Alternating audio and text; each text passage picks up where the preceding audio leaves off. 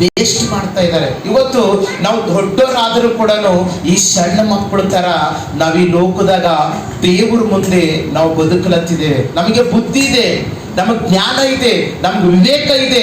ಆದ್ರೆ ನಾವು ದೇವ್ರ ಮುಂದ್ಗಡೆ ನಮಗ್ ಅದು ಕೊಡು, ಇದು ಕೊಡು, ಹಾಂಗ್ ಮಾಡು, ಹಿಂಗ್ ಮಾಡು ಅಂತ ದೇವ್ರಿಗೆ ಕೇಳತ್ತಿದ್ದೇವೆ. ದೇವ್ರೇ ನನಗೆ ಬುದ್ಧಿ ಕೊಡು, ನನಗೆ ಜ್ಞಾನ ಕೊಡು, ನನಗೆ ತಿಳುವಳಿಕೆ ಕೊಡು ಅಂತಂದ್ಬಿಟ್ಟು ನಾವು ದೇವ್ರ ಹತ್ರ ಬೇಡ್ಕೊಳತ್ತಿದ್ದೇವ. ನಿನಗೆ ಒಂದ್ ವೇಳೆ ಜ್ಞಾನ, ಬುದ್ಧಿ, ತಿಳುವಳಿಕೆ ದೇವರಾಗ ನಿನಗೆ ಕೊಟ್ಟು ಬಿಟ್ರೆ ಯಾವುದು ಸರಿಯದ ಯಾವುದು ತಪ್ಪದ ಅಂತಂದ್ಬಿಟ್ಟು ನಿನಗೆ ಗೊತ್ತಾಯ್ತದೆ.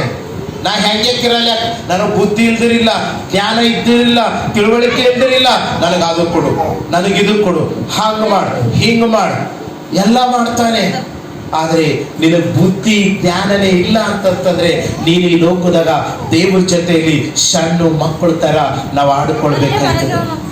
ಅದಕ್ಕೋಸ್ಕರ ನಾವು ದೇವ್ರ ಹತ್ರ ನಾವ್ ಏನ್ ಕೇಳ್ಕೊಬೇಕಂತಂದ್ರೆ, ನನ್ನ ಕಣ್ಣುಗಳನ್ನ ತೆರಿ ಅಂತ ಕೇಳ್ಬೇಕು ದೇವ್ರ ಹತ್ರ.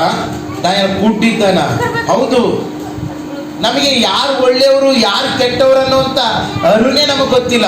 ಈಗ ಶಿವಾಜಿ ನಾನು ಇಬ್ಬರು ಕೂಡ ಬಂದ್ಬಿಟ್ಟು ನಾವು ನಿಮ್ ಮುಂದ್ಗಡೆ ನಿಂದಿರ್ತೇವೆ. ನಿಮ್ ಮುಂದ್ಗಡೆ ನಿಂತು ಬಿಟ್ರೆ ಇಬ್ಬರದ ಯಾರು ಒಳ್ಳೆಯವರಿದ್ದೇವೆ ಯಾರು ಕೆಟ್ಟವರಿದ್ದೇವೆ ಅಂತಂತಂದ್ರೆ, ಯಾರಿಗಪ್ಪ ಇವ್ನಿಗೆ ಹೇಳಿದ್ರೆ ಇವ್ರು ಬೇಜಾರು ಮಾಡ್ಕೊತಾರೆ, ಇವ್ರಿಗೆ ಹೇಳಿದ್ರೆ ಇವ್ರು ಬೇಜಾರು ಮಾಡ್ಕೊತಾರೆ, ಇಬ್ಬರು ಒಳ್ಳೆಯವರು ಇದ್ದೀರಿ ಅಂತ ಹೇಳ್ತೇವೆ. ಇಲ್ಲಿ ನಮಗೆ ದೇವರ ವಾಕ್ಯದಾಗ ಹೇಳ್ತದ, ನಾವು ಕಣ್ಣಿದ್ರು ಏನಾಗಿದ್ದೇವೆ, ಕುರುಡರಾಗಿದ್ದೇವೆ. ನಾವಿಬ್ಬರಲ್ಲಿ ಯಾರು ಕರೆಕ್ಟ್ ಎಂಬುದು ಯಾರಿಗೂ ಗೊತ್ತಿಲ್ಲ.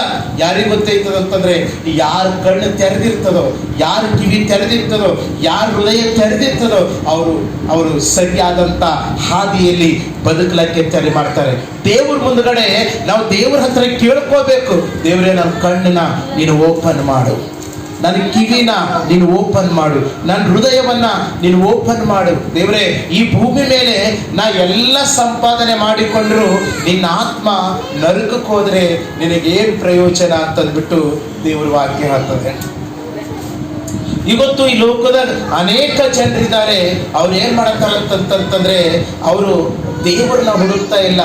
ಅವರು ದೇವರು ನಮ್ಮನ್ನ ಇವೆರಡು ವಿಧಗಳಲ್ಲಿ ಈ ಲೋಕದಾಗ ಬದುಕುವಂತ ಅವಕಾಶ ನಮಗೆ ಕೊಟ್ಟಾನ.